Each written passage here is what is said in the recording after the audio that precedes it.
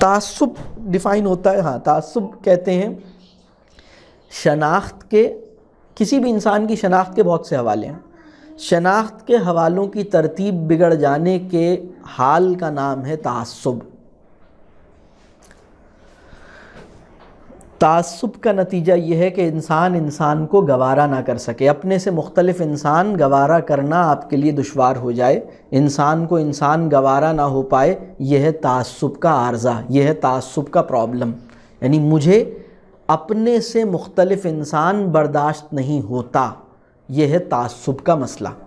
اور تعصب ڈیفائن کیسے ہو رہا ہے؟ میری شناخت کے کئی حوالے ہیں۔ میری شناخت کا ایک حوالہ یہ ہے کہ میں باپ ہوں، میں بھائی ہوں، میں بیٹا ہوں، میں مسلمان ہوں، میں شوہر ہوں، میں پاکستانی ہوں، میں فرض کیجئے کہ میں بلوچی یا سندھی یا بنگالی ہوں، یا میں جو ہوں وہ فلاں شہر کا رہنے والا ہوں، یا میں فلاں خاندان کا میں راجپوت ہوں، یا میں فلاں جو ہے وہ ایک نسل سے ہوں۔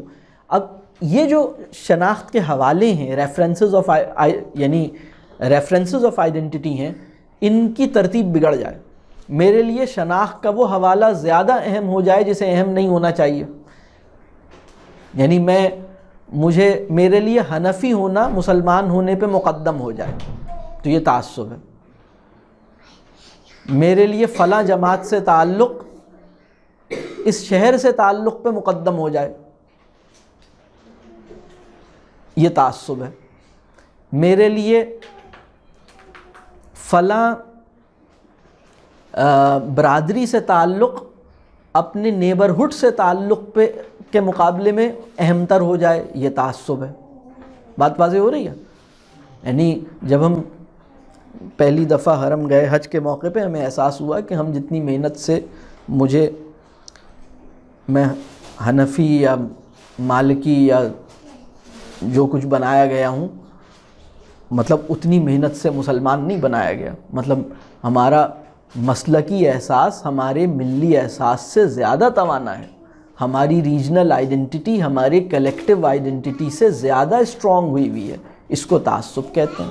یعنی شناخت کا چھوٹا حوالہ شناخت کے بڑے حوالے سے زیادہ اہمیت اختیار کر جائے، جس کے نتیجے میں اپنے سے مختلف انسان کو گوارا کرنا میرے لیے ناممکن ہوتا رہے، یہ ہے تعصب۔ جس کے نتیجے میں نفرت کرنے لگوں، میں اپنے سے مختلف آدمی سے نفرت کرنے لگوں میں، یہ ہے تعصب۔ تو تعصب کیسے پیدا ہوتا ہے؟ جبر کے ماحول میں پیدا ہوتا ہے۔ جبر کیسا ہوتا ہے؟ عدل نہیں ہوگا تو جبر ہوگا، یعنی عدل آپ چھوڑ دیں گے تو جبر پیدا ہو جائے گا۔ اور دوسری چیز علم کی کمی سے پیدا ہوتا ہے۔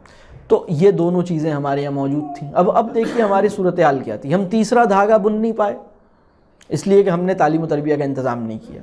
اگر ہم تیسرا دھاگا بنتے تو تعصب کے جو دو بڑے فیکٹرز ہیں، علم کی کمی سے پیدا ہوتا ہے تو وہ یہ فیکٹر تو نہیں ہوتا۔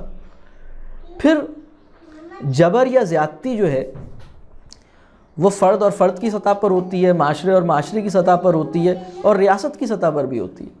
ہمیں یہ تسلیم کرنا پڑے گا کہ بنگال کے ہمارے جو بھائی ہیں ان کے ساتھ زیادتی ہوئی، ان کے ساتھ زیادتیاں ہوئیں، اور وہ پاکستان بننے سے پہلے سے چل رہی تھیں۔ جیسے میں نے کہا تقسیم بنگال ان کے ساتھ ایک زیادتی والا معاملہ تھا، اسی طرح پیچھے سے ان کے ساتھ زیادتیاں چل رہی تھیں۔ اور میں یہ نہیں کہہ رہا کہ ہم نے جان بوجھ کے زیادتی کی، ممکن ہے ہم نے جان بوجھ کے زیادتی نہ کی ہو، لیکن کم از کم ہمیں یہ تو تسلیم کرنا چاہیے کہ ہم نے غفلت کے نتیجے میں، نادانی کے نتیجے میں ان کے ساتھ زیادتی کی، لیکن ان کے ساتھ زیادتی ہوئی۔ یہ بھی ممکن ہے کہ ہم یعنی ممکن ہے کہ ایسا ہو کہ ہم نے ان کے ساتھ زیادتی کی تو نہیں جان بوجھ کے، لیکن ان کے ساتھ پھر بھی زیادتی ہو گئی۔ ہو سکتا ہے سچویشن ایسی ہو سکتا ہے کہ ہم ابھی یہ بات نہیں کر رہے کہ زیادتی کیا ہم نے جان بوجھ کے کی، کیا واقعی زیادتی کی، کیا ان کے ساتھ جو زیادتی ہوئی وہ ہمارے زیادتی کرنے کے نتیجے میں ہوئی یا خود ہی ہو گئی، یہ ایک الگ بات ہے۔ لیکن ہمیں یہ تسلیم کرنا چاہیے کہ ان کے ساتھ زیادتی ہوئی، ان کو عدل ان کے ساتھ نہیں ہوا، تو وہ ایک جبر کی ایک کیفیت میں تھے، اور اس کے پھر وہ نتائج ہم نے دیکھے، اور وہ کتنے کم وقت میں وہ جو شروع کے دو دھاگے تھے وہ ٹوٹ گئے، اور وہ سارا معاملہ جو ہے وہ خراب ہو گیا۔